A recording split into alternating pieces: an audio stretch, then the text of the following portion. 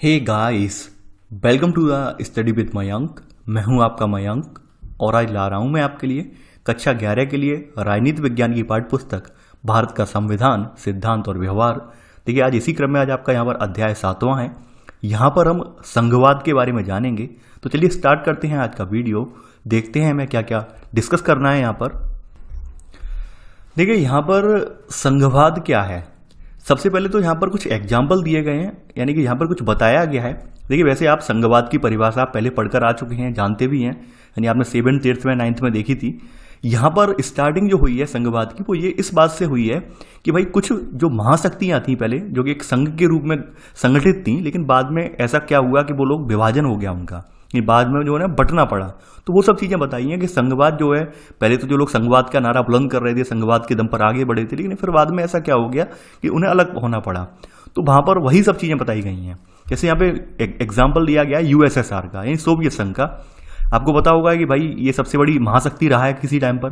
1989 के बाद इसका जो है फिर से जो विभाजन हो जाता है। यहाँ पर कुछ जो देश थे वो, यानी यहाँ पे कुछ स्वतंत्र राज्यों का एक राष्ट्रमंडल बना लिया, कुछ देश बिल्कुल पृथक हो गए। तो यहाँ पर पृथक होने का कुछ रीजन था। रीजन ये था कि जो सोवियत संघ बना था, यहाँ पर जो शक्तियाँ थीं वो ज़्यादातर रूस के हाथ में आ गई थी। सोवियत संघ में जितने भी देश शामिल थे, उनमें सबसे ज़्यादा किसकी चल रही थी तानाशाही? वो चल रही थी रूस की। यानी रूस जो चाह रहा था, क्योंकि रूस सबसे बड़ा था उनमें, तो रूस जो चाह रहा था वही हो रहा था। तो यहाँ पर हमें देखने को मिलता है कि शक्तियों का ज़्यादातर जमाव हो गया, अत्यधिक केंद्रीकरण की प्रवृत्तियाँ थी। इस वजह से जो और जो जुड़े हुए लोग थे और जो जुड़े हुए वहाँ पर अन्य जो प्रांत थे, वो उनसे अलग हो गए। जैसे यहाँ पे एग्जाम्पल दिया गया एक उज्बेकिस्तान का। उज्बेकिस्तान की यहाँ की भाषा भिन्न थी, कल्चर भिन्न था, लेकिन चूंकि रूस का दबदबा था ये यूएसएसआर में, तो भाई यहाँ उज्बेकिस्तान भी चुपचाप था, उज्बेकिस्तान भी कुछ नहीं बोल रहा था। तो ऐसे करके यहाँ पे स्टार्टिंग उज्बेकिस्तान से ही हुई है, क्योंकि उज्बेकिस्तान की भाषा संस्कृति बिल्कुल अलग है। लेकिन रूस वाले इन्हें जो प्रायोरिटी दे नहीं रहे थे, यानी इनकी बात सुन नहीं रहे थे। तो यहीं से विघटन को बढ़ावा मिला है। आगे कुछ बताया गया है, जैसे चेकोस्लोवाकिया है, यूगोस्लाविया है, ये जो देश हैं, या पाकिस्तान, तो इनका भी विभाजन आपने देखा है। अब जैसे पाकिस्तान का तो विभाजन आपको पता होगा कि पाकिस्तान जब हमारा देश आज़ाद हुआ था, वैसे तो हम लोगों के लिए बड़ा दुखद ही है, यानी भारत के विभाजन से तो पाकिस्तान और बांग्लादेश बने। यहाँ पर बांग्लादेश आपका कभी पूर्वी पाकिस्तान था, और पाकिस्तान वाला जो आज रीजन है वो पश्चिमी पाकिस्तान था। फिर पाकिस्तान का पुनः विभाजन हुआ है। तो पुनः विभाजन आपको पता होगा 16 दिसंबर 1971 को पुनः विभाजन हुआ है पाकिस्तान का, और ऐसे करके यहाँ पर पूर्वी पाकिस्तान उसके हाथ से निकल गया है और वहाँ पर फिर बांग्लादेश बना है। ये बात आपको पता होगी। ऐसे ही यहाँ पे बताया गया है, एक एग्जाम्पल और दिया गया है, कनाडा का दिया गया है कि कनाडा में भी एक बार ऐसी कंडीशन क्रिएट हुई कि भाई अंग्रेजी भाषी और फ्रेंच भाषी क्षेत्रों के आधार पर विभाजन की संभावना एक बार बढ़ गई थी। अब देखिए, यहाँ पर भी बताया गया कि भारत के लिए 1947 का विभाजन एक बहुत बड़ी उपलब्धि तो नहीं है, लेकिन यहाँ पर एक बात लिखी है कि इसके बाद जो हमारा राष्ट्र खड़ा हुआ, इसके बाद जो हमारा देश खड़ा हुआ संगठित होकर, वो हमारे लिए वास्तव में एक महान उपलब्धि है। यानी आप देख पा रहे होंगे, यानी कि जिन परिस्थितियों में हमने एक जो है विभाजन का दंश झेला, यानी आपको पता होगा विभाजन का दंश का मतलब ये क्या है, पाकिस्तान का हमें हिस्सा देना पड़ा, तो वो हमें विभाजन का एक दंश झेलना पड़ा। उसमें जो है भारी जानमाल की हानि हुई, ये बात आपको पता है।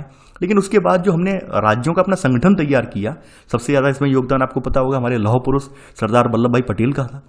उसके बाद हमने राज्यों को अपने आप में समेकित किया, अब उनको जोड़ा, उनको आश्वासन दिया, आश्वस्त किया और अपना एक संविधान बनाया। हम आज़ादी के 60 साल बीतने के बाद, 6 दशक बीतने के बाद भी, लगभग 60 साल से ज़्यादा हो गए हैं आज तो ये आज भी, यानी हमारे यहाँ ऐसी कंडीशन फिर क्रिएट नहीं हो पाई कि हमारे राज्य ये कहें कि नहीं हम भारतीय संघ से अलग होंगे। हमने ऐसी कंडीशन क्रिएट नहीं होने दी। हाँ, ऐसा नहीं, बिल्कुल नहीं कह सकते कि ऐसी कंडीशन बनी नहीं, बिल्कुल बनी।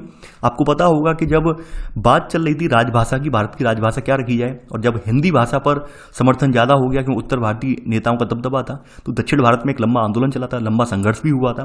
लेकिन बहरहाल वो संघर्ष भी इंदिरा गांधी के नेतृत्व में जो है वहाँ पर बातचीत करने से वो हल हो गया।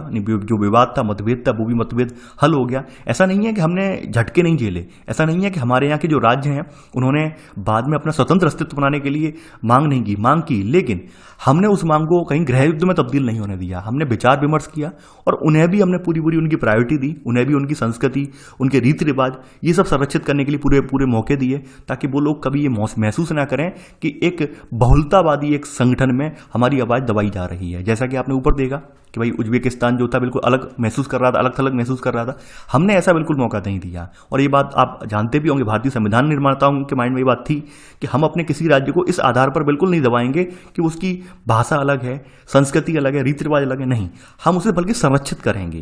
तो यही रीजन है कि हमारा जो संघ है वो वास्तव में एकजुटता के साथ आज खड़ा हुआ है। आप बताइए, आज आप भारत का कोई राज्य ये कहे कि नहीं हम अलग होकर अपना एक अलग देश बनाएंगे? नहीं कह सकता है। चाहे बेशक कितने भी मतभेद हो, बातचीत के जरिए निपटाए जाएंगे, लेकिन इस तरह की वो मांग नहीं करेगा। ठीक है, तो इसमें सबसे इंपॉर्टेंट रोल हमारा संविधान ने निभाया। संविधान के बाद हमारे जो नेता हैं और हमारी जो कह सकते हैं हमारा जो आत्मीय संबंध है, जिनके जरिए हम यानी अपनी बातों को यानी दूसरों की बातों को सुनकर उसका जो समाधान करते हैं, जो हमारा समाधान करने की तरीका है, शायद वही तरीका जो सबसे हमारा कारगर भी साबित हुआ है और इस तरह से हमारे कोई ज़्यादा बड़े विवाद नहीं पनपते हैं। तो वो संघवाद के बारे में यहाँ बताया गया है कि भाई दुनिया के कुछ देशों में संघवाद जो है शुरुआत में बहुत स्ट्रांग में रहा है, लेकिन बाद में विघटन हुआ है। तो यहाँ पे वही बताया गया कि इसका काफ़ी श्रेय हमारे भारतीय संविधान द्वारा अंगीकृत संघीय व्यवस्था को जाता है। अब जैसे ऊपर जो जिन देशों का जिक्र किया गया वास्तव में कभी वो संघीय राज्य थे, लेकिन वो देखने को हमें मिला है कि भाई एकजुट नहीं रह सके, विघटन हो गया है। यानी कि हम यहाँ ऊपर कह सकते हैं कि भाई जो संघीय व्यवस्था है वो वास्तव में उसे संभालना इतना आसान भी नहीं है। आप कहने का मतलब समझ रहे होंगे कि संघीय व्यवस्था है उसे संभालना इतना आसान भी नहीं है, जैसा कि आपके सामने ऊपर एग्जाम्पल दिए गए हैं। तो यहाँ पर सबसे इंपॉर्टेंट बात यह है कि भाई जो संघ हम बना रहे हैं उनमें सब जो हमारा जो है तालमेल जो है सभी जितने भी जो जुड़े हुए अंग हैं उनसे तालमेल हमारा बना रहे। और यकीन मानिए अगर तालमेल नहीं बना रहेगा तो ऑब्वियस सी बात है विघटन की बात निकल कर ही आएगी। अब जैसे भारतीय भूभाग के बारे में बात की गई है, तो आपको पता होगा भारतीय भूभाग जो है हमारा एक विशाल महाद्वीप है और इसमें तमाम तरह के लोग, तमाम विविधताओं से भरा हुआ है। यानी कि यहाँ पर बताया गया 20 से ज़्यादा आपकी और सैकड़ों अन्य छोटी छोटी भाषाएं हैं, अनेक धर्मों को मानने वाले लोग हैं, यानी हमारे यहाँ करोड़ों आदिवासी भी रहते हैं। लेकिन सबसे इंपॉर्टेंट बात क्या है, सब इतनी सारी विविधताओं के होने के बावजूद भी हमारा एक साझा कल्चर है, हमारा एक साझा विरासत है और हमारा एक साझा इतिहास है।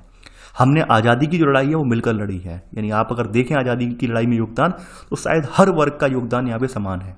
ऐसा कोई वर्ग नहीं है जो आइए कह दे कि हम आज़ादी की लड़ाई में हम बिल्कुल साइड में खड़े रहे हैं, बिल्कुल नहीं। आज़ादी की लड़ाई में हमने कंधे से कंधा मिला के लड़ी है।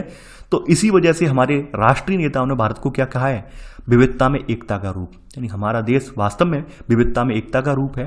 तो विविधता में एकता का रूप जो हमारा देश है, तो ऑब्वियस सी बात है हमारे संविधान निर्माताओं ने संविधान का भी निर्माण इस तरह से किया है कि विविधताओं में एकता को बनाए रखा जाए। ऐसा ना हो कि कोई ऐसी कंडीशन क्रिएट ना हो कि विविधता में एकता को हानि पहुंचे या चोट पहुंचे।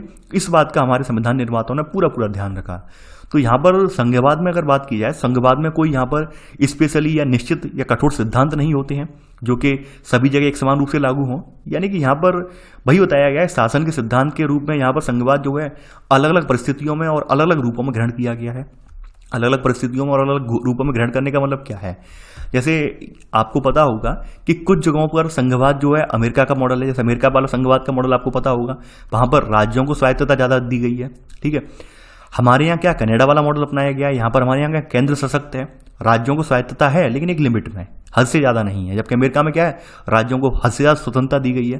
तो परिस्थितियों के अकॉर्डिंग है कि हमारे यहाँ क्या परिस्थितियाँ दी, अमेरिका में क्या परिस्थितियाँ दी, ये बात समझ रहे होंगे। और ये बात इसी वजह से यहाँ पर लिखी गई है, भिन्न भिन्न परिस्थितियाँ जो परिस्थितियाँ रही हैं। जैसे बताया गया है संघवाद की स्टार्टिंग जो हुई है वो आपकी अमेरिका से हुई है और वह जर्मनी और भारतीय संघवाद से ये भिन्न है। ये बात अभी मैंने आपको बताई कि अमेरिका में जो वहाँ के जो राज्य हैं उनकी स्वतंत्रता जो है बिल्कुल अलग है। यानी हमारे यहाँ की तरह स्वतंत्रता नहीं है। हमारे यहाँ का जो पैटर्न है, हमारे यहाँ से पैटर्न से उनका पैटर्न डिफर है।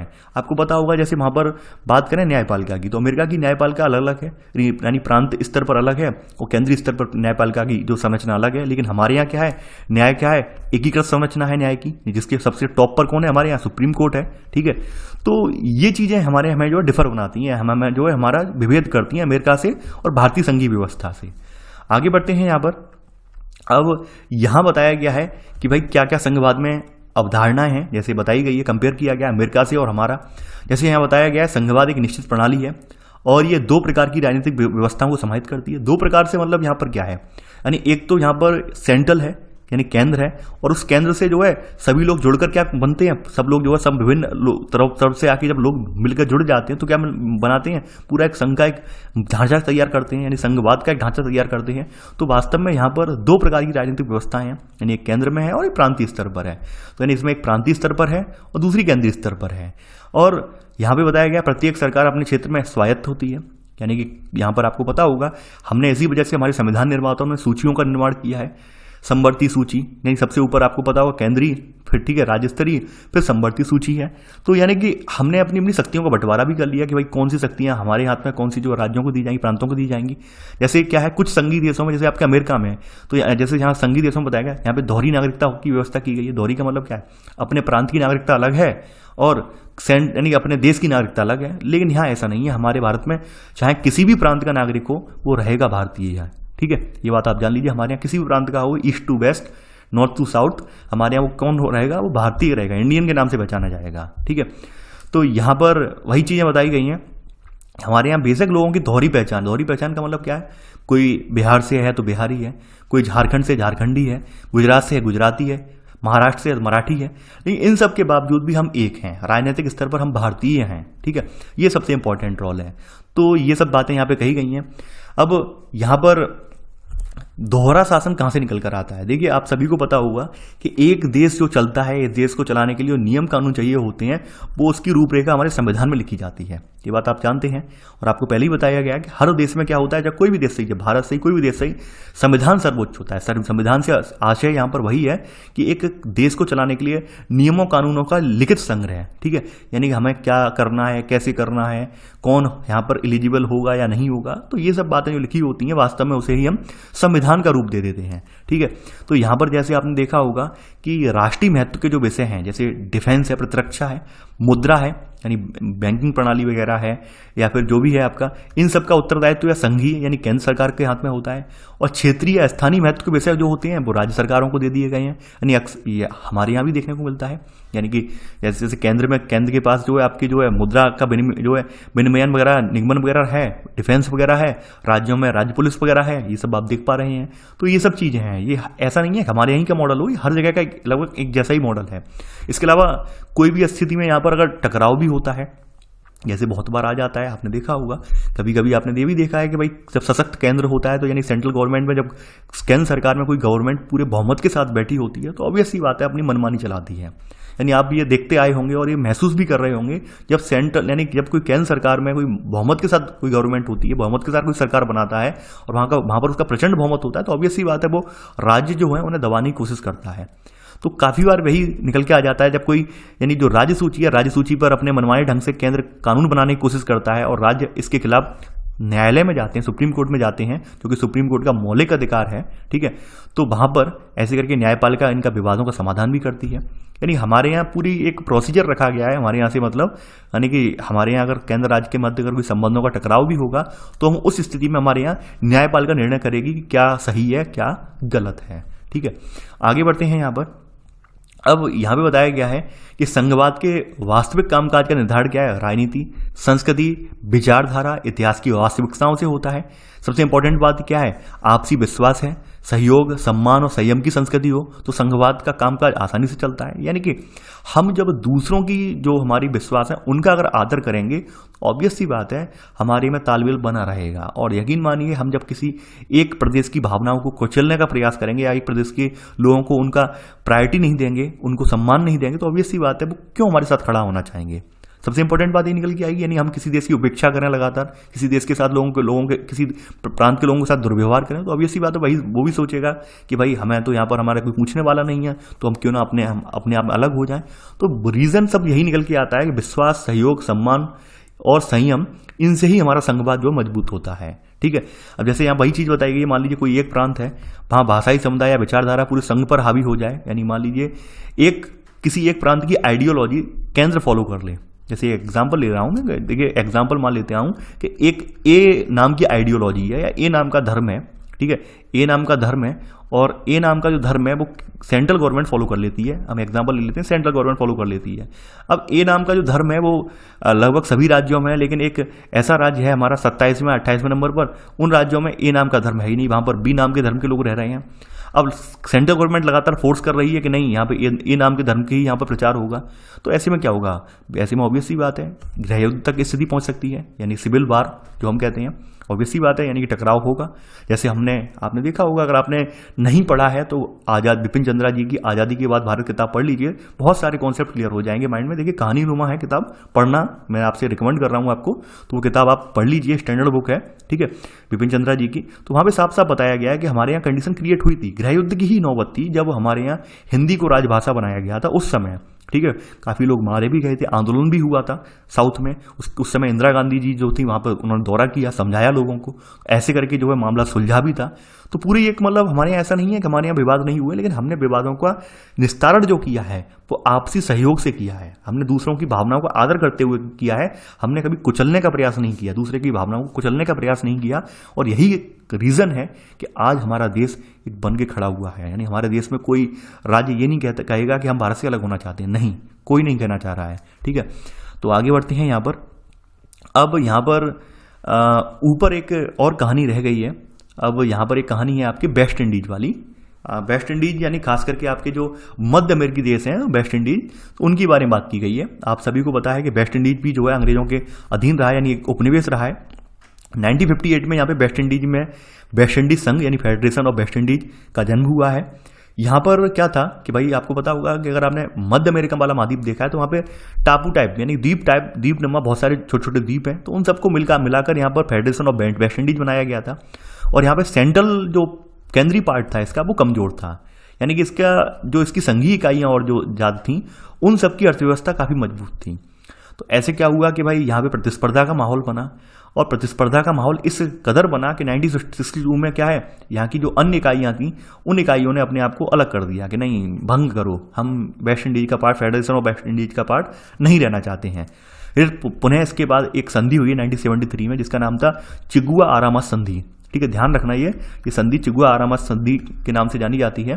तो चिगुआ आरामास संधि के द्वारा यहाँ पर एक स्वतंत्र प्रायद्वीपों ने एक साझी संसद बनाई, सर्वोच्च न्यायालय बनाया, मुद्रा बनाई, और इन पूरे समुदाय को मिलाकर इन्होंने क्या नाम दे दिया, कैरिबियन समुदाय, यानी जो कैरिबियन समुद्र है उसी के नाम पर, ठीक है, समुदाय का नाम रख दिया। तो ऐसे करके इन्होंने साझा बाजार, संयुक्त संस्थाएं, इन सब का निर्माण किया। यानी कि सबसे इंपॉर्टेंट बात क्या है यहाँ पे निकल के आ रही है, हमने साझापन की भावना जब अपनाई तो हमारा तालमेल बन गया।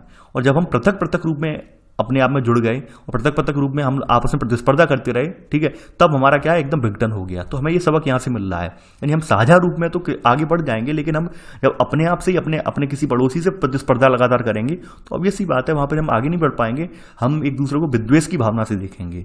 तो यहाँ पर वही सब चीज़ें यहाँ पर बताई गई हैं एग्जाम्पल के तौर पर। आगे बढ़ते हैं। अब एक और देश की बात कही गई है, नाइजीरिया की बात करें तो आप जानते हैं नाइजीरिया एक पश्चिमी अफ्रीकी देश है, और नाइजीरिया में यहाँ पर बताया गया है कि भाई यहाँ पे विभिन्न क्षेत्र समुदाय एक दूसरे पर विश्वास नहीं करते। तो यहाँ पे मतलब एक कहानी बताई गई है कि मान लीजिए किसी देश में अगर ये स्थिति है कि एक दूसरे में समुदाय जो रहने वाले हैं वो एक दूसरे पर विश्वास नहीं कर रहे हैं, तो क्या होगा, संघीय व्यवस्था खड़ी करना, उसमें एकता लाना वास्तव में एक बहुत ही ज़्यादा दुष्कर का कृत्य हो जाएगा, असफल हो जाएगा। तो यहाँ पर वही बात बताई गई, जैसे हम लोग भी उपनिवेश रहे हैं, तो वैसे ही 1940 तक उत्तरी नाइजीरिया, दक्षिणी नाइजीरिया जो थे ब्रिटेन के 2 उपनिवेश रहे थे। अब 1950 में क्या है, इबादान संवैधानिक सम्मेलन में नाइजीरिया के नेताओं ने एक संघीय संविधान बनाने की घोषणा की है। अब चूंकि नाइजीरिया जो है वो 3 बड़ी जनजातियों बटा हुआ था, 3 बड़ी जनजातियां कौन कौन सी थी, एरूबा, ईबो, हौसा, फुलानी, ठीक है, जिनके नियंत्रण में देश के 3 क्षेत्र, पश्चिम वाला, पूर्व वाला और उत्तर वाला, यानी कि एरूबा जो था वो पश्चिम में था, ईबो जो था पूर्व में था, और हौसा फुलानी जो था उत्तर में था। यानी इन लोगों का अपने अपने क्षेत्रों में नियंत्रण था। यहाँ पर ये सब जो जनजातियाँ थीं ये अपना अपना प्रभाव बढ़ाने में लगी थी। तो ऐसे में क्या हुआ, एक संघर्ष का माहौल क्रिएट हुआ, संघर्ष का मतलब गृह युद्ध वाला माहौल क्रिएट हुआ। तो ऐसे करके वहाँ पर क्या है, पूरे जो संवैधानिक सम्मेलन के बाद फिर क्या हुआ, यहाँ पर एक सैनिक शासन की स्थापना हुई। यानी कि यहाँ पर मिलजुल कर शासन की स्थापना नहीं हुई, बल्कि मार्शल लॉ वाली एक सैनिक शासन की स्थापना हुई। और यहाँ पर वही बताया गया 1960 तक संविधान में केंद्र और प्रांतीय सरकारें संयुक्त रूप से नाइजीरिया की पुलिस नियंत्रण करती थी। लेकिन 1979 का जो सैनिक संविधान के अंतर्गत क्या हुआ कि राज्य को पुलिस रखने का अधिकार नहीं था, अब केवल और केवल एक सेंट्रल आर्मी रहेगी, केंद्रीय आर्मी रहेगी जो पूरे देश को संचालन करेगी। तो ऐसे करके यहाँ पे स्थितियाँ कंट्रोल फिर भी नहीं हुई, गृह युद्ध की आग में देश चला गया। फिर पुनः सुधार आए और 1999 में बताया गया नाइजीरिया में फिर से लोकतंत्र की दोबारा बहाली हुई है। लेकिन अभी भी धार्मिक विभेद बने रहे। यानी कि ये एरुबा, इबो और हाउसा फुलानी जो जनजातियां हैं, इनमें आज भी जो है विद्वेष की भावनाएं, आज भी जो है टकराव की स्थिति बनी रही है। लेकिन फिर भी कुछ हद तक ये लोग थोड़ा इन्होंने एडजस्टमेंट किया है, साझापन दिखाया है, और पुनः हमने यहाँ पर 1999 में एक लोकतंत्र की बहाली हो पाई है। ठीक है, रीजन क्या है यहाँ पर टकराव होने के? जैसे यहाँ पे बताया, सबसे बड़ी इंपॉर्टेंट समस्या यहाँ पर क्या थी? यहाँ पे तेल संसाधन है, इस पर राजस्व किसका नियंत्रण होगा? तो इस बात को लेकर ये तीनों जो उपलब्ध क्षेत्र वाले थे अपना अपना अधिकार जमा रहे थे। तो ये सब चीजों को लेकर यहाँ पर देखा गया है। तो अगर हम इन सब का कंपेयर करें, इन सब का कंपेयर अपने भारतीय लोकतंत्र से करें, तो आपको पता होगा भारतीय लोकतंत्र में इस तरह की टकराव नहीं आए हैं। भारतीय लोकतंत्र में इस तरह के टकराव नहीं आए हैं कि जहां पर कोई एक प्रांतीय जो है सरकार ये कहे कि नहीं, हम ही यहाँ पर हम ही रहेंगे और कोई नहीं रहेगा। ऐसे टकराव नहीं आए हैं, और अगर ऐसे टकराव आते भी हैं तो हम उनका समाधान निकाल लेते हैं। इतने ज़्यादा हमारे यहाँ संघर्ष या गृह युद्ध की स्थिति हमारे यहाँ क्रिएट नहीं होने पाई है। तो हमारे लिए कहीं ना कहीं एक पॉजिटिव पॉइंट ही है ये। ठीक है, चलिए आगे बढ़ते हैं। अगली हेडिंग आपकी है भारतीय संविधान में संघवाद। देखिए, ये बात यहाँ पर आपको पता है कि आज़ादी से पहले ही हमारे संविधान का निर्माण कैसे होगा, संविधान में कौन कौन से प्रावधान रखेंगे हम, संविधान में कौन कौन से स्वरूप को रखेंगे हम, जिससे कि हमारी जनता जो है वो हमसे जुड़ी रहे, हमारी विविधता में एकता बनी रहे। तो ये सब बातें हमारे राजनेताओं के माइंड में पहले से ही क्लियर हो गई थी। तो यहाँ पर जैसे हमारे राष्ट्रीय आंदोलन के दौरान ही हमारे अनेक नेता इस बात को लेकर यहाँ पर जो है सहमत हो गए थे कि विशाल देश पर शासन करने के लिए शक्तियों का जो है यहाँ पर प्रांतीय स्तर पर और केंद्रीय सरकारों के बीच यहाँ पर इसे बांटना बहुत जरूरी है। यानी कि इससे हमें क्या होगा? इससे पहली बात तो यहाँ पर हमारी क्षेत्रीय और भाषाई विविधताएं बनी रहेंगी। दूसरी बात यह है कि क्षेत्रीय और भाषाई विविधताओं को मान्यता देने के लिए हमें कुछ ऐसा कदम भी उठाना पड़ेगा। तो कदम कैसे उठाया जाएगा? कदम उठाने का तरीका क्या है कि भाई लोकतांत्रिक शासन पद्धति। लोकतांत्रिक शासन पद्धति में हम यहाँ पर ये करेंगे कि केंद्रीय स्तर पर और प्रांतीय स्तर पर लोगों को मान्यता देंगे और लोगों को स्वशासन का अवसर भी यहाँ पर देंगे, जिससे कि लोगों को ये ना लगे कि हम बिल्कुल यहाँ पर अलग थलग पड़ गए हैं। तो ये बात पहले से ही इस बात पर सहमति बन गई थी। स्टार्टिंग में समस्या आई थी। स्टार्टिंग में बताया गया है कि भाई मुस्लिम लीग द्वारा जो मुसलमानों का ज़्यादा प्रतिनिधित्व देने के आंदोलन के परिप्रेक्ष्य में जो विभाजन से पूर्व में एक समझौता यहाँ पर लाया गया था, इस पर चर्चा हुई थी। तो यहाँ पर बात पहले ही कह दी गई थी कि हम क्षेत्रीय सरकारों को काफ़ी ज़्यादा अधिकार देंगे। यानी जब मुस्लिम जो आपका मुस्लिम लीग द्वारा विभाजन की बात चल रही थी, उसी दौरान उससे पहले लाया गया था प्रस्ताव कि आप ऐसा मत करें और हम आपको जो स्वतंत्रता दे देंगे, राज्यों को अपनी अच्छी खासी स्वतंत्रता देंगे, आप बिल्कुल परेशान ना हो। तो फिर भी आपको पता है कि वो लोग नहीं माने और एंड में वो विभाजन हुआ है। अब देखिए, यहाँ पर हमारे जो संविधान निर्माता हैं, तो भारतीय संविधान द्वारा जो अंगीकृत संघीय व्यवस्था का सर्वाधिक महत्वपूर्ण सिद्धांत ये है कि केंद्र और राज्यों के बीच हमारे जो संबंध हैं वो वास्तव में सहयोग पर आधारित हैं, जोर दबाव पर आधारित नहीं है, सहयोग कोऑपरेशन पे आधारित हैं। ठीक है, यानी राज्य केंद्र को कर रहे हैं, केंद्र राज्य को सहयोग कर रहा है। ऐसा नहीं है कि भाई कि कोई दबाव में कर रहा हो, ऐसा बिल्कुल भी नहीं है। अब देखिए, दूसरी बात, एक चीज और देखने को मिलेगी आपको यहाँ पर, हमारे संविधान में जो हमने संघवाद का जो मॉडल अपनाया है, हमने जो संघवाद की जो हमने व्याख्या की है, वो फेडरेशन से नहीं की है बल्कि यूनियन से की है। अब आप समझिए, यानी कि इन दोनों शब्दों का अर्थ संघ ही निकल के आता है। दोनों शब्द जो है एक समानार्थी अर्थ में अपना अर्थ बताते हैं, लेकिन फेडरेशन और यूनियन, इन दोनों में जमीन आसमान का अंतर है। तो मैं यहाँ पर आपको एक तो फेडरेशन लिख दे रहा हूँ शब्द, और दूसरी तरफ मैं आपको जो है यहाँ पर यूनियन लिख दे रहा हूँ और डिफरेंस बता रहा हूँ कि इन दोनों में डिफरेंस क्या है। देखिए, फेडरेशन को ऐसे समझ सकते हैं कि यहां पर जैसे कोई व्यक्ति है, मैं और तुम, जैसे मैं एग्जांपल ले लेता हूं, यहां पे दोनों के लिए मैं एग्जांपल यही लूंगा कि भाई मैं और तुम यहां बने रहेंगे, मैं और प्लस तुम, यानी कि मैं और तुम यहां पे बने रहेंगे। तो ऐसे करके हम दोनों लोग मिलकर क्या करेंगे? एक फेडरेशन बनाएंगे। ठीक है, यूनियन में क्या है? यूनियन में यहां पर ये बात आ जाती है कि मैं तुम नहीं, आप और जो है तुम, यानी कि मैं और तुम दोनों जो लोग मिलेंगे, हम मिलकर जो है हम बनेंगे। ठीक है, हम यहाँ पर अपनी पहचान जो है का विलय कर देंगे, यानी कि आप हमसे अलग नहीं होंगे और हम आपसे अलग नहीं होंगे। ठीक है, यानी कि आप समझ रहे होंगे, मैं और तुम में तो ये भी हो सकता है कि भाई कभी झगड़ा हुआ तो मैं साइड में हो गया कि भाई मैं तो अब साइड में निकला, तुम वाले भी साइड में चल दिए। लेकिन अब हम हो जाएंगे, यानी हम एक हो जाएंगे, अपनी पहचान यहाँ विलय कर देंगे, तो ऑब्वियस सी बात है यहाँ पे विघटन का सवाल ही नहीं आएगा। तो वास्तव में यूनियन का अर्थ भी अगर हम संघ के रूप में देखें, अगर हम अपने इसका गहनता के साथ अर्थ करें तो यही निकल के आता है। एक एग्जाम्पल और ले लेता हूं मैं यहाँ पर, बड़ा ही देखिए थोड़ा हास्यास्पद भी आपको लगेगा, लेकिन ये हकीकत है।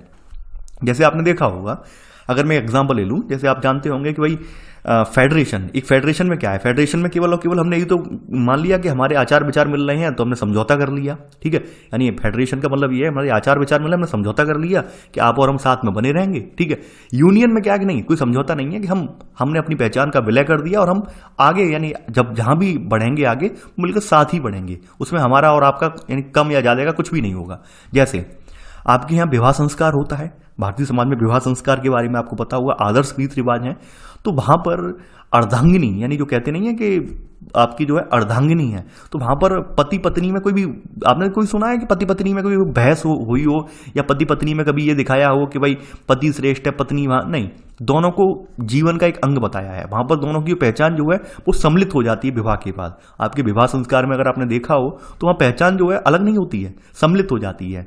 वहीं अगर मैं और तुम में एक एग्जाम्पल इसी में से ले लेता हूं, जैसे हम आप देखते होंगे अपने नहीं, लगभग आप अगर फॉरेन कल्चर में देखें, अपने इर्द गिर्द भी ये कल्चर अब बन रहा है। आपने देखा होगा कि शादी से पूर्व वाला कि भाई लिव इन वाला, ठीक है। लिव इन में क्या है कि भाई एक तरह के लोग हैं तो कह रहे साथ में रह रहे हैं बिना शादी विवाह के, लेकिन आपने देखा होगा विघटन भी हो जाता है उनमें कि भाई आप साइड में चले गए हम साइड में चले गए। लेकिन क्या यूनियन वाले में अगर देखिए वो बात अलग है, ऐसा नहीं है कि उनमें विघटन नहीं होते, लेकिन वहां पर सामाजिक रूप से अगर देखा जाए तो वहां पर सामाजिक रूप से तो पहचान हम वाली बन जाती है, मैं और तुम वाली तो नहीं रहती है, ठीक है।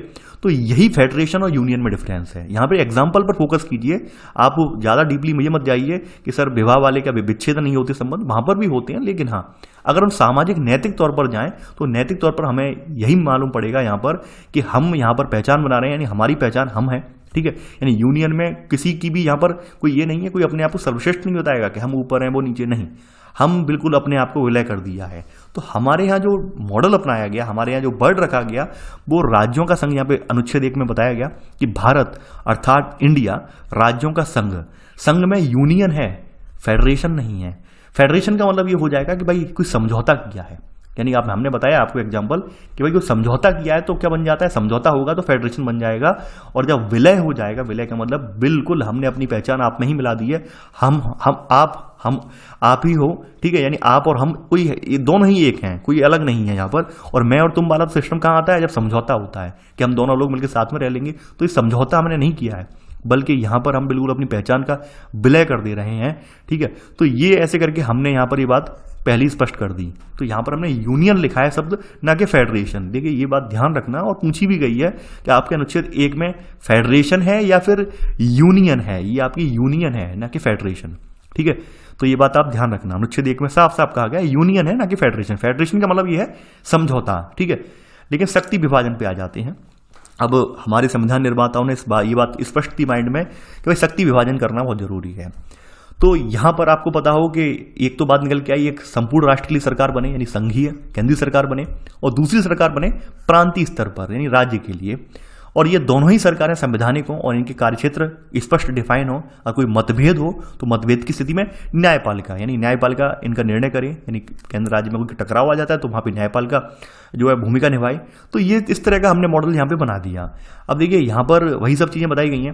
शक्ति विभाजन का महत्वपूर्ण पहलू यहाँ पर ये आपको देखने को मिलेगा, इसमें शक्ति विभाजन जो किया गया है कि संविधान ने आर्थिक और वित्तीय शक्तियां केंद्रीय सरकार के हाथ में सौंपी हैं।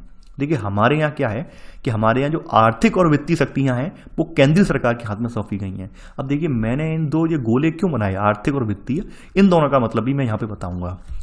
हम लोग यानी अक्सर हिंदी भाषी अभ्यर्थी जो हैं वो ये डिफरेंस कर नहीं पाते हैं कि आर्थिक क्या होता है, वित्तीय क्या होता है। देखिए मेरी नज़र आज इस शब्द पे पड़ी तो मैंने उसी समय जो अपने डिसाइड कर लिया कि आज मैं आपको इसका डीपली अर्थ बताऊंगा, आर्थिक क्या है, वित्तीय क्या है, ठीक है। देखिए वित्तीय का मतलब क्या है, जैसे पैसा, जैसे आपने किसी को डायरेक्ट यानी किसी को आपने जो है डायरेक्ट पैसा ट्रांसफर कर दिया, आपने डायरेक्ट मान लीजिए किसी को 1000 रुपये दे दिए, तो वो क्या है, 1000 रुपये आपने किसी को दे दिया, वो आपकी उसकी वित्तीय मदद है, ठीक है, उसकी क्या है वो वित्तीय मदद हो गई। वहीं आर्थिक मदद क्या होगी, आर्थिक मदद ये होगी आपने किसी व्यक्ति का इस तरह का वहां पर उसका साजो सामान जुटाया कि वो हर महीने 1000 रुपये कमा लेगा, ठीक है। यानी आपने किसी व्यक्ति की ऐसी व्यवस्था की, इस तरह का उसका जो है रोजगार सृजन करवाया कि हर महीने वो जो है 1000 रुपये कमा लेगा, तो वो आर्थिक हो जाएगा।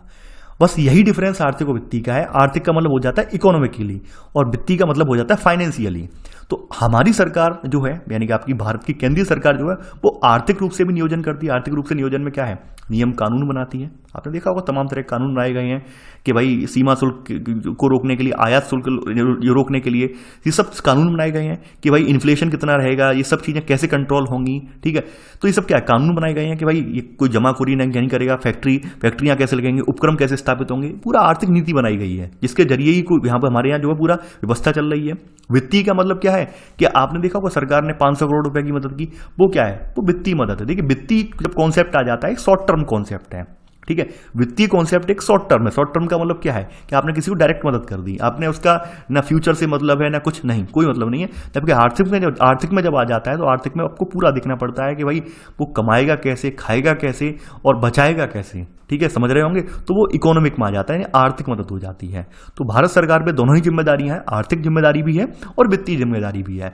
आर्थिक में जानते हैं पूरे देश के लिए नीतियां बनती हैं, जैसे अभी जीएसटी लाया गया, आपको पता होगा जीएसटी के बारे में, तो ये आर्थिक है, यानी कि ये जीएसटी जो है आपका आर्थिक में आ जाएगा। वित्तीय में क्या आएगा कि भाई केंद्र सरकार किसी राज्य को जो है आपदा में है, कोई राज्य जैसे केरल में बाढ़ आ जाती है तो केरल के लिए 1000 करोड़ रुपए का पैकेज दे देता है, यानी 1000 करोड़ रुपए का तत्काल पैकेज वहां पे अलॉट कर देता है। तो वो क्या है, वो वित्तीय मदद है, आर्थिक मदद नहीं है, वो वित्तीय मदद है। ठीक है, तो ये चीजें आप ध्यान रखना। देखिए यही शब्द जो होते हैं आर्थिक और वित्तीय जैसे, और इन शब्दों में अगर आप ऐसे तमाम शब्द मिलेंगे अभी आपको, जैसे अभी आपने ऊपर ही पढ़ा यूनियन फेडरेशन वाला, इन शब्दों में आप ये समझ लेते हैं समानार्थी हैं, समान है, समान नहीं है, इनमें जमीन आसमान का अंतर है। ठीक है, बस फर्क यही है कि आप कभी कभी ध्यान नहीं देते हैं। और देखिए मैं खास करके ध्यान रखता हूं कि भाई कभी ऐसी परिस्थितियां आए तो आपको पता चल जाए।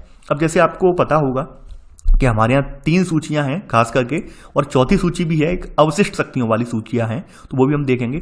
संघीय सूची में आपको मैंने कल भी बताया था 97 विषय हैं, राज्य सूची में आपके 66 विषय हैं और समवर्ती में 47 विषय हैं। संघ सूची में आपके प्रतिरक्षा, परमाणविक ऊर्जा, विदेश मामले, युद्ध शांति, बैंकिंग, रेलवे प्रणाली, डाक तार, यानी कि अब तार वाला तो टेलीग्राम वाला तो सिस्टम खत्म ही हो गया, डाक सेवा, वायु सेवा, बंदरगाह, विदेश व्यापार, मुद्रा, ये सब चीजें इसमें आ जाती हैं।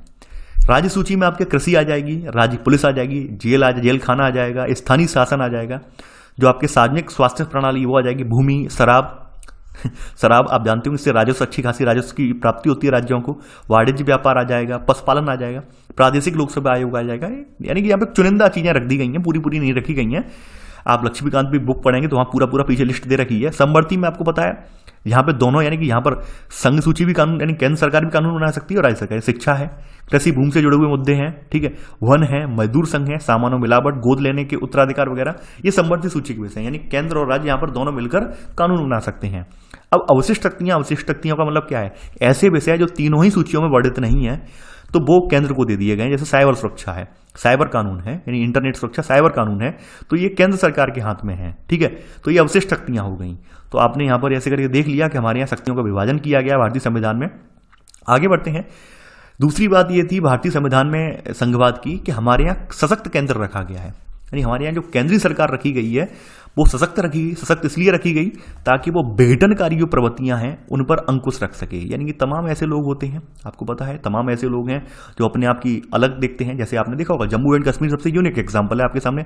जम्मू कश्मीर के अलगाववादी चाहते क्या थे, यही तो चाहते हैं वो कि हम अलग हो जाएं और अपना जो है राष्ट्र बना लें, जबकि पृथक राष्ट्र नहीं बन सकता है, ये बात आपको भी पता है। तो ऐसे ही बहुत सारे जो है नेता अपने अपने फायदे के लिए क्या कर सकते हैं, जनता को भड़का सकते हैं, जनता को उकसा सकते हैं। तो इन सब पर अंकुश लगाने के लिए हमारे यहाँ क्या है, सशक्त केंद्र रखा गया है। ठीक है, यानी सशक्त केंद्र रखा गया है जो कि तमाम विविधताओं में एकता भी समेट ले और जरूरत पड़ने पर आंख भी दिखा दे। ठीक है, तो ये चीजें आप हम जानते हैं। आगे बढ़ते हैं यहाँ पर। अब देखिए हमने यहाँ पर बताया है कि भाई कैसे कैसे हमने सशक्त केंद्रीय सरकार की स्थापना की है, हमारे प्रावधान कौन कौन से, संवैधानिक प्रावधान कौन कौन से, वो भी हम देखेंगे। जैसे आपको पता होगा कि भाई किसी राज्य के अस्तित्व, उसकी भौगोलिक सीमाओं पर किसका स्थायित्व है, संसद का नियंत्रण रहता है। अनुच्छेद 3 के जरिए ही संसद जो है किसी राज्य में उसका क्षेत्र अलग करके 2 या अधिक राज्य बना सकती है या फिर मिलाकर एक नए राज्य का निर्माण कर सकती है, सीमा में परिवर्तन कर सकती है, नाम परिवर्तन कर सकती है अनुच्छेद 3 के तहत। और शक्ति किसको प्राप्त है, संसद को प्राप्त है।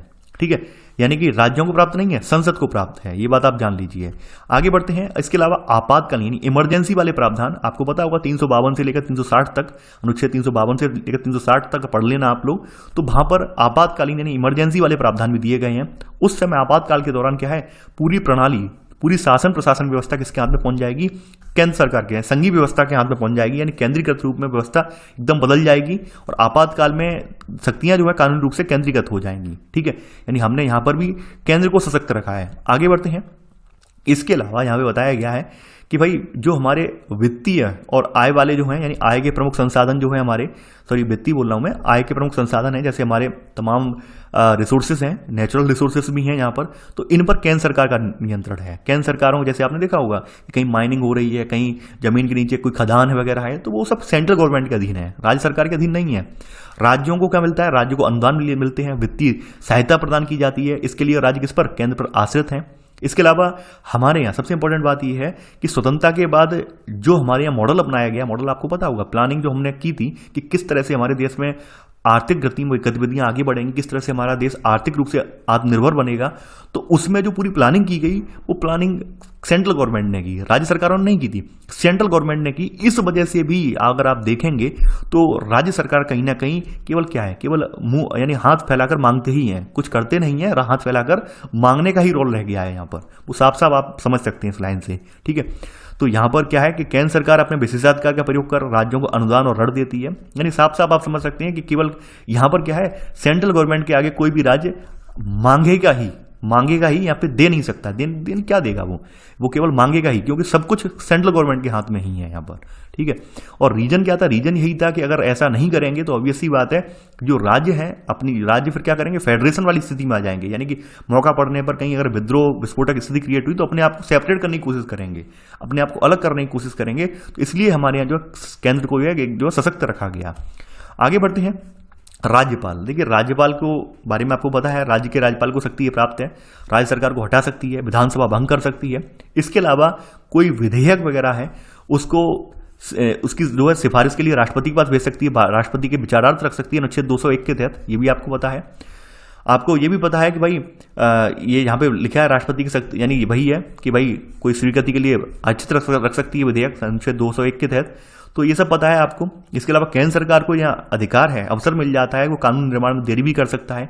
कोई राज्य सरकार का विधेयक मान लीजिए राज्यपाल ने राष्ट्रपति के पास भेज दिया है तो राष्ट्रपति उसे पेंडिंग में भी डाल सकता है, ये वीटो का प्रयोग भी कर सकता है। तो ऐसे समझ सकते हैं आप कि केंद्र सरकार यहाँ पर अहम हो जाएगी। इसके अलावा ऐसी परिस्थितियां आ जाती हैं जब राज्य सूची पर कानून बनाना पड़ता है, तो ऐसे में राज्य सभा से अनुमति लेकर केंद्र सरकार राज्य सूची पर भी कानून बना सकती है।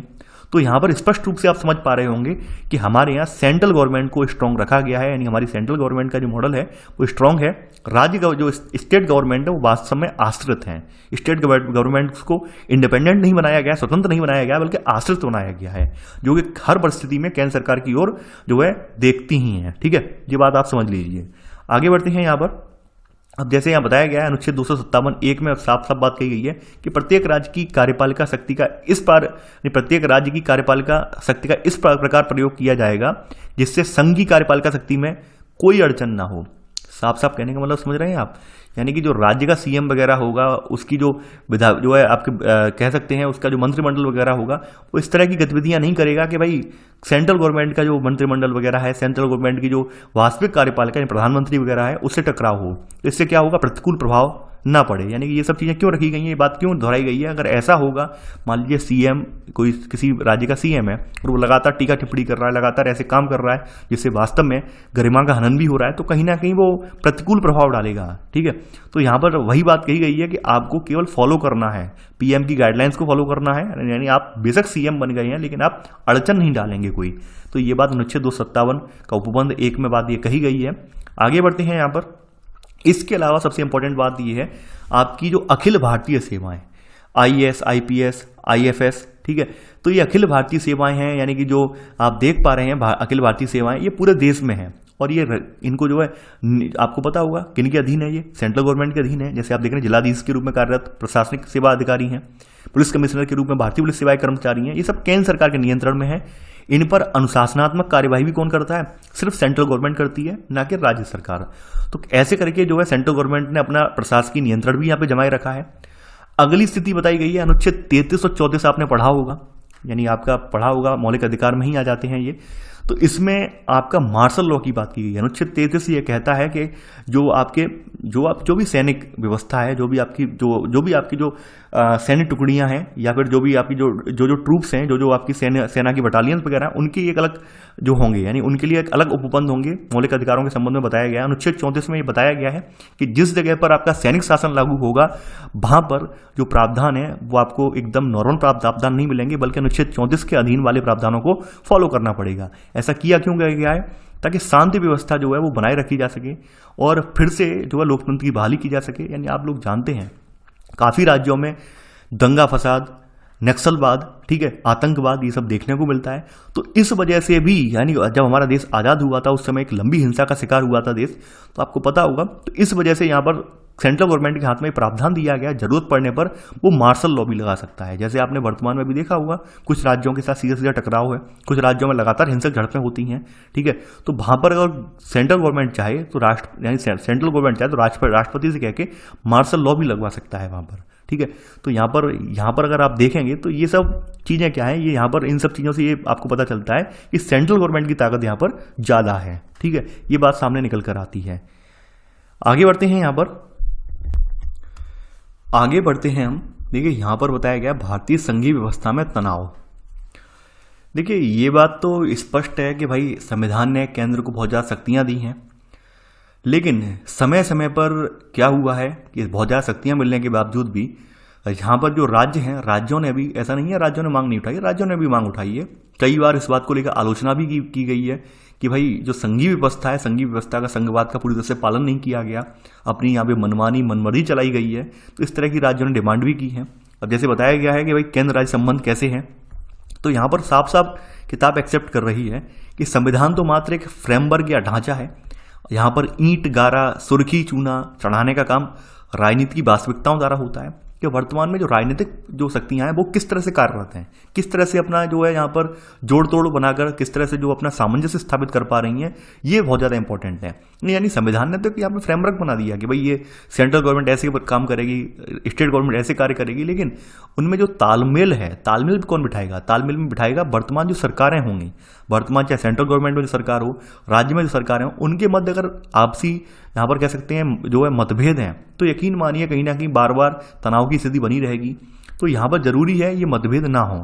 तो जैसे एक यहाँ पर बताया गया है कि मतभेद क्यों उभरे, शुरुआत में मतभेद कैसे थे, शुरुआत में मतभेद थे भी या नहीं थे।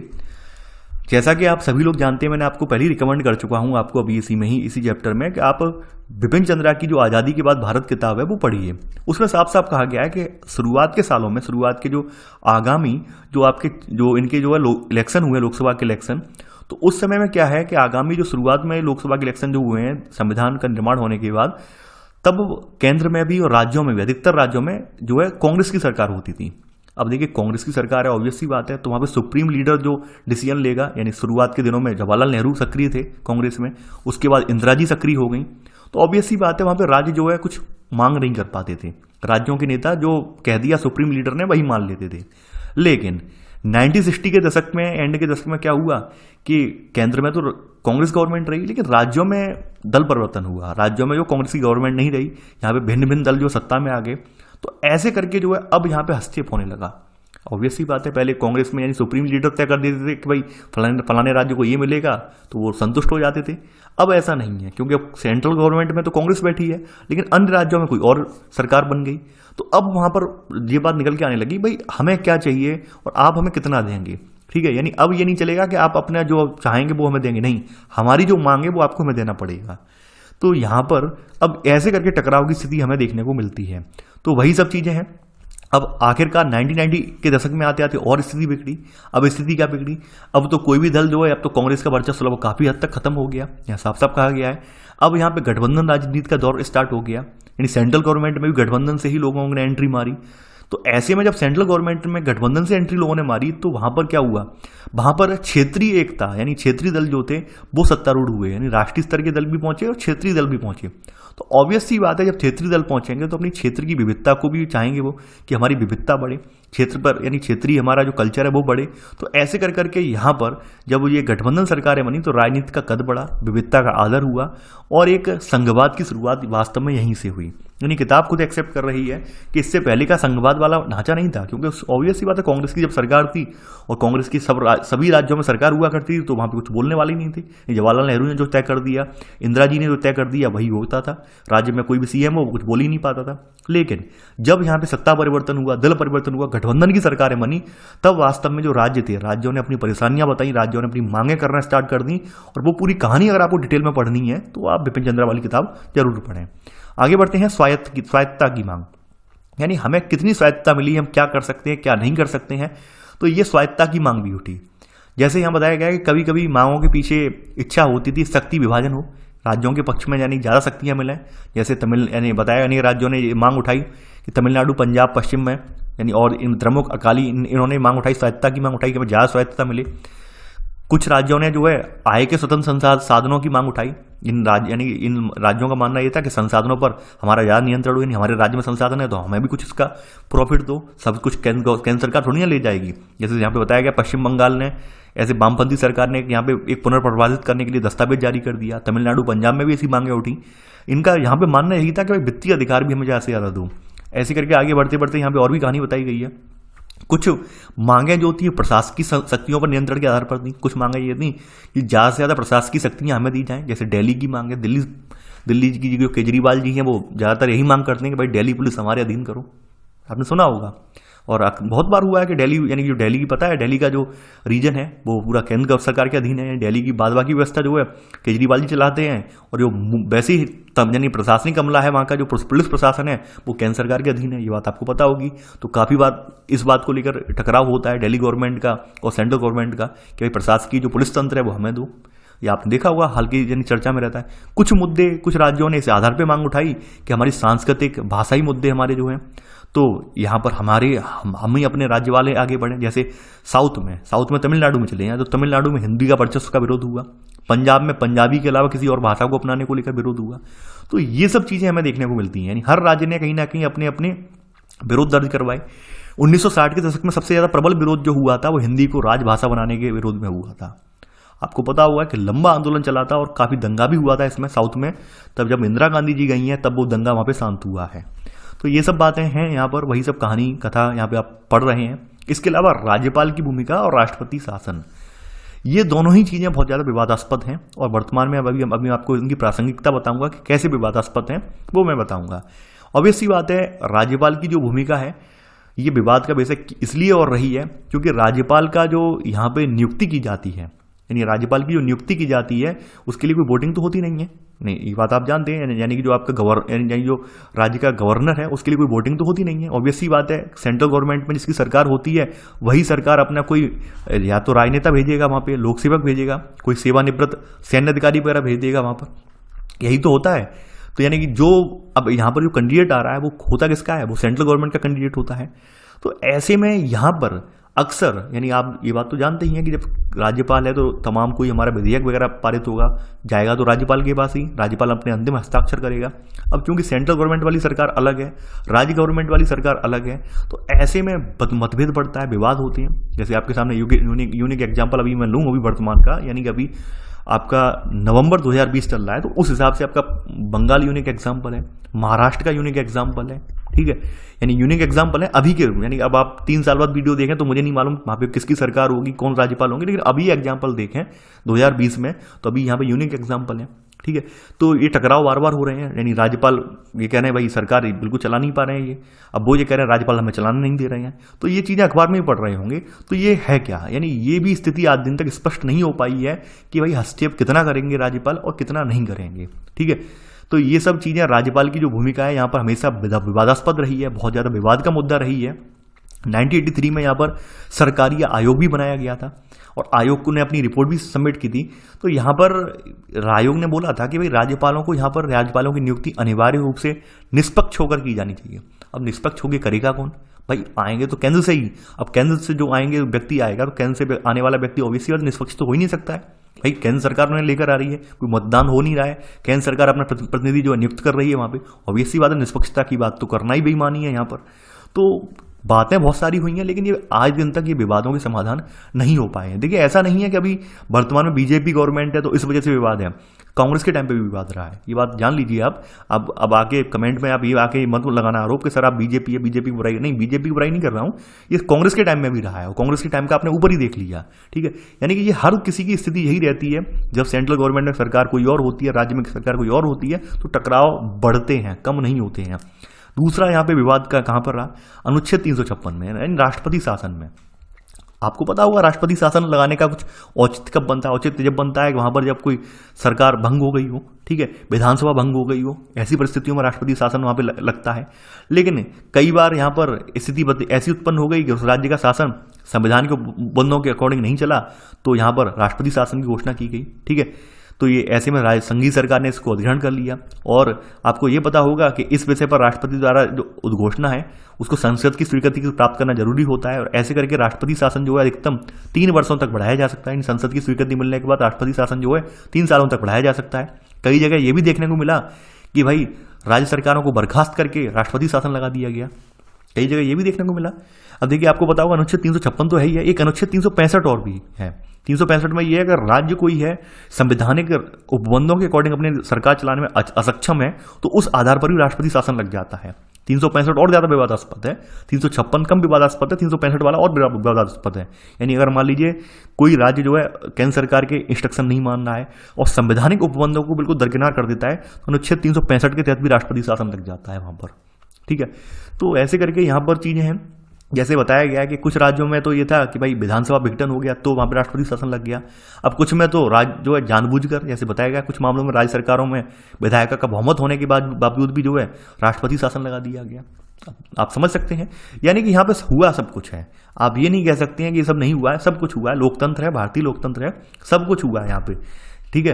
यानी यहाँ पर ये सब चीजें देखने को मिलेंगी। 1959 में केरल का एग्जाम्पल दिया है, 67 में यहाँ पर ऐसी और राज्यों का एग्जाम्पल दिया है जहां पर ये सब चीजें हुआ है। लेकिन यहाँ पर इन सब चीजों में वही है कि भाई जो प्रामाणिकता या फिर कह सकते हैं सर्वोच्च न्यायालय यहाँ पे फैसला करता है कि राष्ट्रपति शासन लागू करने का जो निर्णय है संवैधानिक है, ठीक है।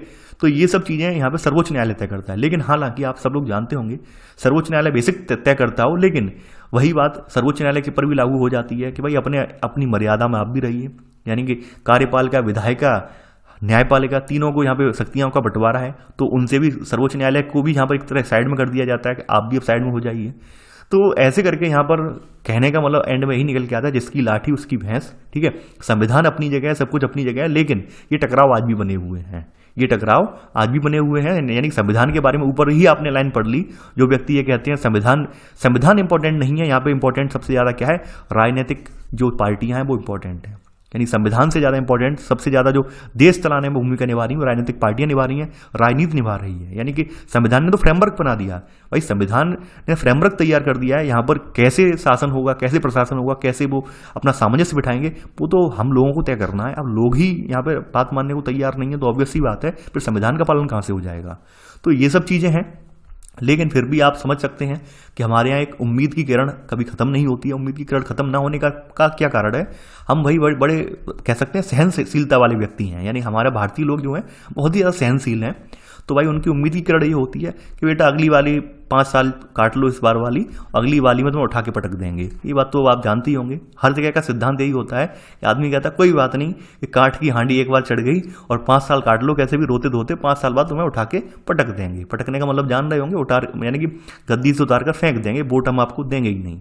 तो ये विकल्प है हम लोगों के पास, तो इस विकल्प का भारतीय बहुत अच्छे से प्रयोग करना भी जानते हैं। तो वो सब चीजें हैं यहाँ पर, तो इस वजह से यहाँ पर संतुलन बना रहता है। यानी मेन चीज अगर यही हो जाए कि हमारे अगर इलेक्शन का जो टाइम है या फिर हमारा वोटिंग बिहेवियर है यही परिवर्तित कर दिया जाए, वोटिंग प्रणाली को बाधित कर दिया जाए, तब स्थिति और विस्फोटक हो जाएगी और शायद गृह युद्ध जैसी कंडीशन भी क्रिएट हो जाए। लेकिन हमारे यहाँ चूंकि वो यानी कि जो हमारा मतदान है, मतदान अपने नियत तिथि पर ही होता है, तो इस वजह से एक उम्मीद की किरण बनी हुई है, इस वजह से एक सामंजस्य बना हुआ है और लोगों के हाथ में बहुत हद तक सरकार चेंज करने का अधिकार भी है।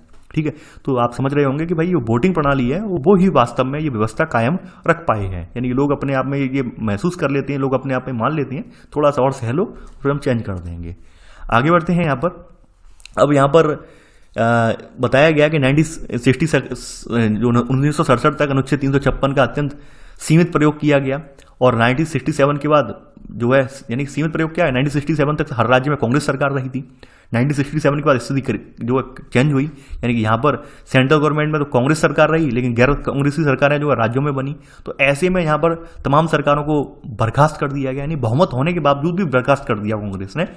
जैसे बताया गया है 1980 के दशक में आंध्र प्रदेश में, जम्मू कश्मीर में, यानी ये सब चीजें वही कहानी बताई गई है इसमें कि टकराव कैसे कैसे हुए हैं। ठीक है, अब अगली हेडिंग आपकी है नवीन राज्यों की मांग। ये भी हमारे लिए गंभीर चुनौती बना हुआ है, नवीन राज्यों की मांग। देखिए, आप सभी को पता होगा कि हमारा जो राष्ट्रीय आंदोलन था, तो राष्ट्रीय आंदोलन में हर तबके ने यहाँ पे बढ़ चढ़ कर भाग लिया था, यानी कि यहाँ पर कोई एक व्यक्ति नहीं आया था। समान भाषा, यानी कि यहाँ पर हर क्षेत्र के व्यक्ति थे, और कहीं ना कहीं ऐसी करके हमारी विविधता में एकता मजबूत हुई। तो यहाँ पर जब हमारा आंदोलन थमा, उसके बाद आपको पता होगा जब राज्यों के पुनर्गठन की बात आई, तो राज्यों के पुनर्गठन में यहाँ पर एक विवाद खड़ा हो गया। कुछ राज्यों ने जो थी अपनी भाषा के आधार पर गठन की मांग की गई। तो आपको पता होगा तेलुगु भाषा के आधार पर सबसे पहले आंध्र प्रदेश का गठन किया गया। 1953 में यहाँ पर बताया गया पुनर्गठन करने के लिए आयोग की स्थापना की, पुनर्गठन आयोग की स्थापना की गई। ठीक है, और इसने प्रमुख भाषाई समुदायों की भाषाओं के आधार पर राज्यों का गठन की सिफारिश भी की। ऐसे करके कुछ राज्यों का निर्माण भी हुआ, जैसे आपको बताया गया है इसमें, जैसे गुजरात और महाराष्ट्र का गठन हुआ, पंजाब हरियाणा का हुआ, बाद में पूर्वोत्तर के कुछ राज्य बने। तो यहाँ पर हमारे यहाँ ऐसा नहीं है कि ये मांग नहीं उठी, ये राज्यों के पुनर्गठन की मांग उठी है। कभी कभी संस्कृत के आधार पर, भाषा के आधार पर, या फिर एक जातीयता के आधार पर, ये सब मांगे हमारे यहाँ उठी हैं। ठीक है, कोई नई बात नहीं है हमारे लिए। जैसे बताया गया कुछ राज्यों का आपके यहाँ विघटन ये किया गया, इस वजह से किया गया क्योंकि राज्य बहुत बड़े थे, जनसंख्या बहुत ज़्यादा थी, तो प्रशासकीय सुविधा के लिए इनका विघटन किया गया। जैसे मध्य प्रदेश, यूपी, बिहार, एमपी को छत्तीसगढ़ में, यूपी को उत्तराखंड में, और बिहार को झारखंड में विघटित किया गया। तो ये सब चीज़ें हैं। इसके अलावा अंतर्राज्यीय विवाद, अंतर्राज्यीय विवाद क्यों रहते हैं ये भी आप जानते हैं। यहाँ पर न्यायपालिका जो है एक पंच की भूमिका में रहती है। पंच की मतलब आप जानते होंगे कि कोई मैटर हो तो हमारे पास आइए, हमारी शरण में आइए, हम उसे सॉल्व आउट करेंगे। तो यहाँ पे ये विवाद क्यों रहते हैं अंतर्राज्यीय विवाद? पहली बात रहते हैं ये विवाद रहते हैं सीमा विवाद। सीमा विवाद का मतलब क्या होता है? मान लीजिए कुछ राज्यों का तो ये है कि बॉर्डर कोई नदी वगैरह से बन रहा है, कोई नदी के इस तरफ का इलाका यूपी का है और उस तरफ का इलाका जो एमपी का है, तो बात खत्म हो गई। अब जिन राज्यों में इस तरह की बॉर्डर नहीं है, प्राकृतिक बॉर्डर नहीं है, केवल जमीनी बॉर्डर है, तो वहां पर ऑब्वियस सी बात अतिक्रमण होता है। वो कहते हैं भाई आपने हमारे में घुसाए हो, आप इनके में घुसाए हो, या फिर ये कहते हैं कि भाई हमारे यहाँ की ये भाषा बोलने वाले लोग इस क्षेत्र में ज़्यादा रहते हैं, तो ये राज्य ये क्षेत्र हमारा है। तो ऐसे करके ये बात जो विवाद गहराते हैं। जैसे एक विवाद यहाँ पे ऐसे ही बताया गया है, महाराष्ट्र और कर्नाटक के बीच में बेलगाम को लेकर हुआ था विवाद। ठीक है, मणिपुर और नागालैंड के बीच भी ऐसी विवाद हुआ कि उनका मानना यही था कि भाई यहाँ पर हमारे लोग रह रहे हैं, हमारी भाषा बोलने वाले लोग रह रहे हैं, तो ये क्षेत्र हमारा है। हरियाणा और पंजाब के बीच में भी ये विवाद हुआ, यानी हरियाणा पंजाब के बीच में क्यों हुआ? चंडीगढ़ को लेकर विवाद हुआ। 1985 में जब तत्कालीन प्रधानमंत्री राजीव गांधी थे तो उन्होंने आश्वासन भी दे दिया था कि भाई चंडीगढ़ जो है वो पंजाब को हस्तांतरित हो जाएगा, लेकिन आए दिन तक स्थिति बन नहीं पाई है। ना तो चंडीगढ़ जो है पंजाब को जा पाया है, नहीं हरियाणा को मिल पाया है। दोनों की राजधानी बना हुआ है, वो आप देख पा रहे होंगे, यानी कि चंडीगढ़ जो है दोनों राज्यों की राजधानी है, पंजाब की भी हरियाणा की भी है। तो ये सब चीज़ें आप देख रहे होंगे, यानी विवाद बहुत सारे हैं, खत्म नहीं हुए हैं। और अगला विवाद जो सबसे इंपॉर्टेंट देखने को मिलता है वो संसाधनों का विवाद है। संसाधनों का विवाद बहुत इंपॉर्टेंट है, और संसाधनों में भी जल संसाधन वाला विवाद, जैसे कावेरी जल विवाद तो सबसे फेमस है। भारत में कहीं भी अगर जल विवाद की बात आती है तो जो वहाँ पर कावेरी जल विवाद ना आए तो बात ही क्या है। तो यहाँ पर वही बात है, ये सीमा संबंधी विवाद तो देख लिया आपने, यानी ये तो भावनात्मक होता है। सबसे ज़्यादा इंपॉर्टेंट जो है वो नदियों के जल बंटवारे की बात है। कुछ राज्यों ने क्या है भाई, ऊपर से नदी निकल रही है तो यहाँ पे उन्होंने डैम बना लिया। अब डैम बना लिया तो निचले वाले राज्य जो है वो लगातार हल्ला मचाते हैं, भाई आपने पानी रोक लिया, अब हम पानी कैसे पियेंगे, हमारे यहाँ खेती कैसे होगी। विवाद स्टार्ट हो गया। यहाँ पर जल विवाद न्यायाधिकरण भी बनाया गया, जैसे कावेरी के लिए जल विवाद न्यायाधिकरण भी बनाया गया, लेकिन नहीं, मामला नहीं सुलझा, सर्वोच्च न्यायालय पहुंच गए। लेकिन ये हर साल रहता है, कभी कम खत्म नहीं होता है। नर्मदा को लेकर हुआ, नर्मदा को लेकर गुजरात, एमपी, महाराष्ट्र में जल संसाधन को लेकर विवाद हुआ। तो ये सब विवादों के बारे में बताया गया है, आप देख सकते हैं यहाँ पर। अब यहाँ पर अगली जो हेडिंग है वो हेडिंग आपकी जो है विशिष्ट प्रावधान। देखिए हमारे यहाँ की एक खास बात क्या रही है हमारे संविधान की, संविधान ने अगर हमारे संविधान से मतलब हमारा जो लोकतंत्र की विशेषता ये रही है, हमें हमारे जो संविधान निर्माताओं को जो लगा है कि वास्तव में ये चीज़ें सेंसिटिव हैं, इनकी रक्षा करनी चाहिए, तो हमने उनकी रक्षा भी की है। जैसे हमें पता था कि भाई हमारे यहाँ कुछ ऐसे भी लोग हैं जिनको प्रतिनिधित्व नहीं है, बहुत ही कम है संख्या उनकी, न्यूनतम प्रतिनिधित्व है, तो उन्हें हम ज़्यादा से ज़्यादा यहाँ पर जो है उनका जो है कह सकते हैं विशिष्ट प्रावधान दें, ज़्यादा से ज़्यादा संरक्षित करें, ताकि वो लोग भी अपने आप को अलग महसूस ना करें। ठीक है। तो यहाँ पर वही सब चीज़ें हैं। हमने देखा कि हमारे जो राज्य, प्रत्येक राज्य का आकार, जनसंख्या भिन्न भिन्न है। राज्यसभा में असमान प्रतिनिधित्व प्रदान किया गया है। ये छोटे छोटे राज्यों को यहाँ पे न्यूनतम प्रतिनिधि अवश्य प्रदान किया गया है। ठीक है, तो वही चीज़ें हैं, यानी वोट वैल्यू वगैरह हमारे यहाँ हमने पूरा वो अपना सिस्टमेटिक तरीके से पूरा प्रारूप निकाला है। तो यहाँ पर शक्ति बंटवारे की योजना में कुछ चीज़ें जो है ये विवाद का विषय भी बनती हैं, और कुछ राज्य इस चीज़ को जो है अवसर के रूप में भी देखते हैं। अवसर के रूप में आपको पता होगा कि विशिष्ट प्रावधान को लेकर आपके और भी राज्य जो हैं, आपके जैसे दक्षिण भारतीय राज्य भी मांग कर रहे हैं कि हमें भी विशिष्ट राज्य का दर्जा दो। विशिष्ट राज्य का दर्जा देने से ये हो जाता है उन्हें कुछ वित्तीय सहायता ज़्यादा मिल जाती है, कुछ और भी अधिकार ज़्यादा मिल जाते हैं, संसाधनों पर अधिकार ज़्यादा मिल जाते हैं। तो हर राज्य इस होड़ में रहता है कि हमें भी विशिष्ट राज्य का दर्जा दो। ये जो गठबंधन वगैरह होते हैं इसी आधार पर होते हैं। तो जैसे आपके पूर्वोत्तर के राज्य हैं, यानी ज़्यादातर जो विशिष्ट राज्यों वाले प्रावधान आपके पूर्वोत्तर के राज्यों असम, नागालैंड, अरुणाचल प्रदेश, मिजोरम के लिए हैं। यहाँ पर एक अपना विशिष्ट इतिहास रहा है, संस्कृति वाली जनजाति बहुल जनसंख्या रही है। ठीक है, तो इन सबको देखते हुए अनुच्छेद 371 के तहत यहाँ पर जो है विशिष्ट क्षेत्र का दर्जा दिया गया है इसे। ठीक है, नहीं विशिष्ट यहाँ पर जो है दर्जा दिया गया है इसे। और इसके अलावा यहाँ पर आपको पता होगा सशस्त्र विद्रोह वगैरह का भी सामना करना पड़ा यहाँ पर, तो उसको लेकर भी यहाँ पर कुछ विशिष्ट अधिकार दिए गए विशिष्ट, ताकि जो विद्रोह वगैरह चले आ रहे थे वो भी शांत हो जाएं। तो ये सब चीज़ें आप देखेंगे। ठीक है, अब देखिए अंतिम जो हेडिंग आपकी है जम्मू एंड कश्मीर। जम्मू कश्मीर में ये यहाँ पर नहीं पढ़ाऊंगा। क्यों नहीं पढ़ाऊंगा? रीजन है इसका।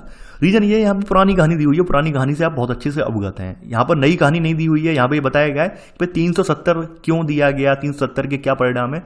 अब आप 370 तो अब खत्म हो चुका है, 370 तो खत्म हो चुका है, तो अब आप इसमें क्या प्रावधान है, क्या इंपॉर्टेंट, अब तो मतलब ही नहीं है। अब तो नया वाला पढ़िए। यहाँ पर फिर भी मैं इसको स्क्रॉल डाउन कर दे रहा हूँ। आप इसको पढ़ना हो, भाषा वही पुरानी भाषा है कि भाई किस तरह से विलय हुआ, क्या हुआ, दिक्कत कहाँ पे क्रिएट हुई, किस तरह से यहाँ पे अलगाववाद वाले जो हैं हावी हुए। तो उसके लिए मैं आपको धीरे धीरे यहाँ पे आपको जो जैसे बताया गया कि विशिष्ट प्रावधान जो 370 वाला था, इसका फायदा अलगाववादियों ने उठाया, और अलगाववादी वाली प्रवृत्तियाँ जो थी वो विकसित हुई एंड में। तो ये पुरानी कहानी है, यहाँ पर नई कहानी नहीं है, ये पुरानी कहानी है। मैंने यहाँ पे स्क्रॉल डाउन कर दिया, आप यहाँ पे पॉज करके पढ़ लेना। ठीक है, मैं इसे नहीं पढ़ाऊंगा, और इसी के साथ आपका चैप्टर फिनिश हो जाता है। तो आई होप आपको चैप्टर समझ में आया होगा। देखिए मोस्टली क्या है, आपने देखा भी होगा पॉलिटी में बहुत सारी चीज़ें जो हैं वो इतिहास से जुड़ी हुई हैं, और अगर आप इतिहास का अध्ययन ढंग से कर लेते हैं तो पॉलिटी भी आपको टफ नहीं लगती है, आसान लगती है। लेकिन आपको जो बेसिक कॉन्सेप्ट क्लियर होना बड़ा ही जरूरी है। यानी कहानी नुमा कॉन्सेप्ट भी क्लियर होगा तो यकीन मानिए इन सबसे क्या होता है, आपकी इंटरव्यू की तैयारी अच्छी खासी हो जाती है। आप ये ना सोचें कि यहाँ पे कुछ लिखा नहीं है तो तैयारी नहीं हुई। आपको आज जानने को मिला, सीखने को मिला कि टकराव कैसे होते हैं, कहाँ टकराव होते हैं, कौन कौन सी परिस्थितियों में टकराव होते हैं, आप ये जान पाए यहाँ पर। ठीक है, तो ये सब चीज़ें आपको क्या है, तर्क करने में, अपना पक्ष रखने में, ये सब चीज़ें बहुत आपको इंपॉर्टेंट हो जाती हैं। तो यहाँ पर आप अपना बेस क्लियर करने के उद्देश्य से आप किताब जरूर पढ़ें ये वाली। तो आई होप आपको आज का लेक्चर पसंद आया होगा। आप लोग इस वीडियो को लाइक शेयर करना बिल्कुल ना भूलें। तो चलिए आज के लिए बस इतना ही। Thanks for watching. जय हिंद।